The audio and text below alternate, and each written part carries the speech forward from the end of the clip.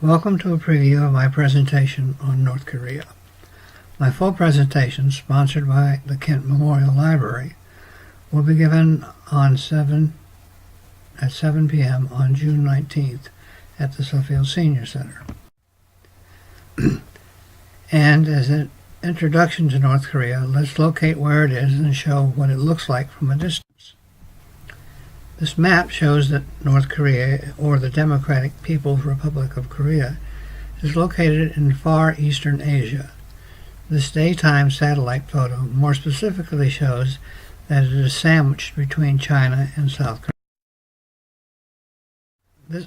Because of the limited distribution or availability of electricity, North Korea essentially disappears in this nighttime satellite photo, with just a white dot for the capital of Pyongyang. Note that the estimated GDP of just $1,000 per capita puts the average, and indeed more than 95% of the population, well below the United States poverty line. Essentially, the only way tourists arrive in Pyongyang, North Korea's capital, is by flying in from Beijing via North Korea's Koryo Airlines, which is the lowest safety-ranked commercial airline in the world. At least they serve a hamburger-based meal that is not as bad to me as other reviewers have indicated. We fly into Pyongyang Airport over the Taedong River, which splits the city.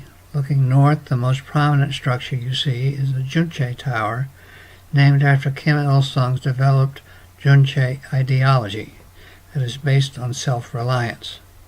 In the far distance is the Pyongyang TV Tower with its observation deck and a revolving restaurant. When we swung around so we could see the south along the river, I snapped a picture of the towering gray Yongkado Hotel where we subsequently stayed. Notice the revolving restaurant on top. Except when we were in our hotel, we were always in the company of our guides or handlers, other than providing strict sets of rules on how far we could wander on our own, limits on taking pictures, which became more lax over the stay. They wanted to be helpful in making sure we enjoyed our visit and learned a lot about North Korea. From the top of our hotel, here's a striking view of the Ryungyong Hotel, a giant rectangular-shaped building which began construction 30 years ago, but still has never opened.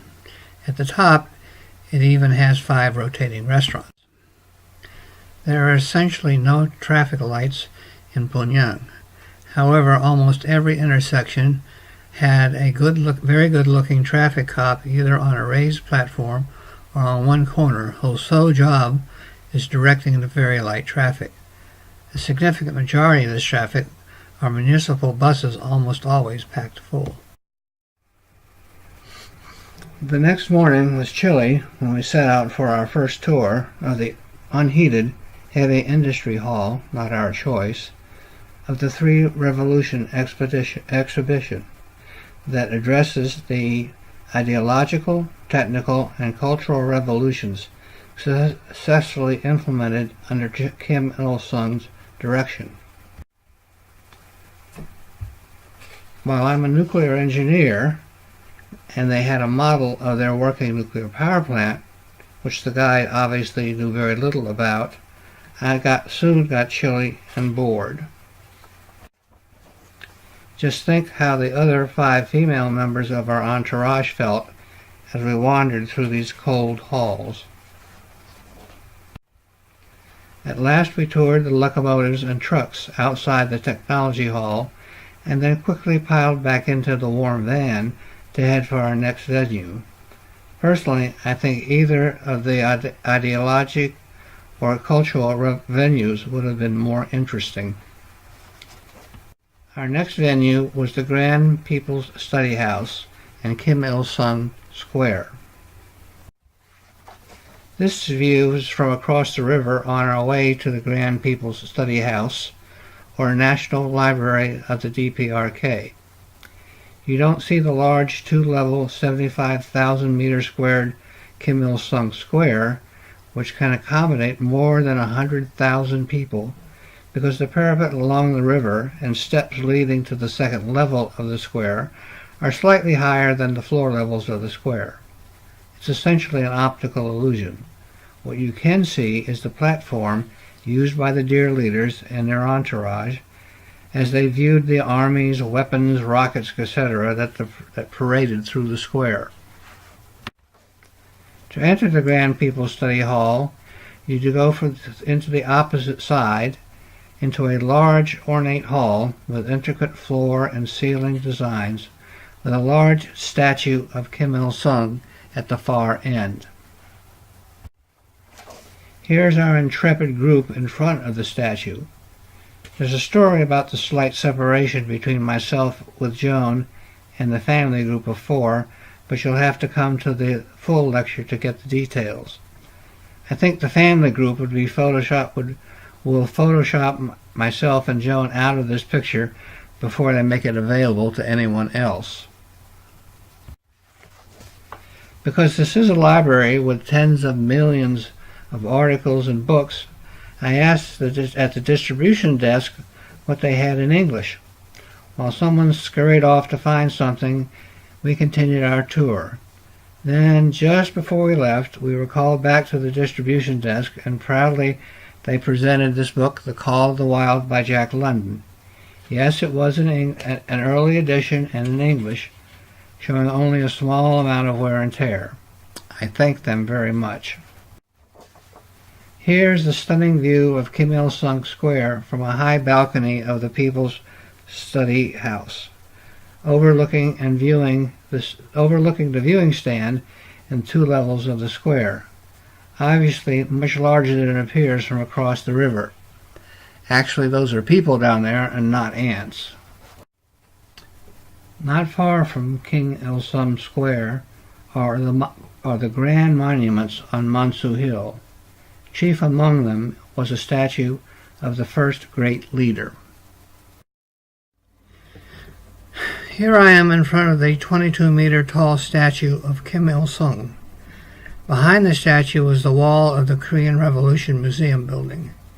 Today there are 2 statues of North Korean leaders Kim Il-sung and his son Kim Jong-il. When the current great leader Kim Jong-un passes away, he should become a 3rd statue. Next to the statues are other monuments I will cover during the complete presentation. Just across the Taedong River from Mansu Hill is a monument to the Workers' Party of Korea.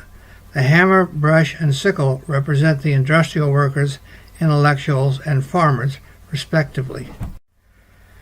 The victorious Fatherland Liberation War Museum presents the Korean War from the North Korean point of view.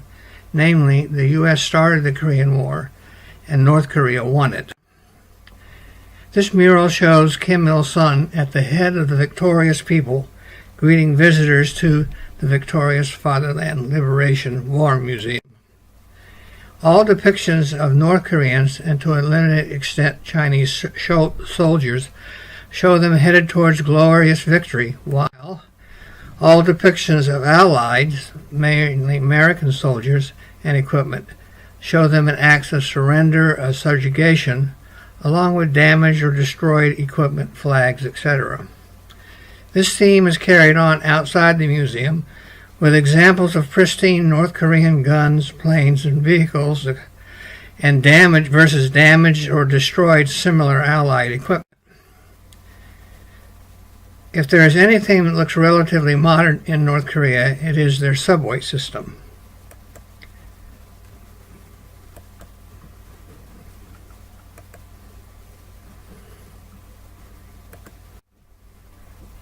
The subway stations are clean and brand new looking, with impressive artwork throughout.